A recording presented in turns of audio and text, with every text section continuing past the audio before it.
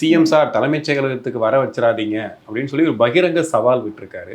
First அது சாத்தியமா அது வேற பிரச்சனை. இருந்தாலும் ஒரு பரந்தூர் விமான நிலையத்தை கையில் எடுத்துக்கிட்டு முதல் முறையா ஒரு சவாலா விட்டுருக்காருல்ல சார், இதை எப்படி சார் பாக்குறீங்க? இல்லை, அதான் நீங்கள் அது சாத்தியமா அப்படின்னு கேட்டீங்க. பட் அது நான் சிஎம்ஐ வந்து பார்க்க வருவேன் அப்படிங்கிறது வந்து ஒரு பெரிய ஒரு சாதுரியமான செயலாக எனக்கு தெரியல. பரந்தூர் மக்களை திரட்டி தலைமைச் செயலகத்தை முற்றுகையிடுவேன் அப்படின்னா தான் அது ஒரு போராட்டம். இது வந்து நான் ஒரு 10 பேரை கூட்டிகிட்டு வந்து உங்ககிட்ட மனு கொடுப்பேன் அப்படிங்கிறது ஒரு போராட்டம்லாம் இல்லை.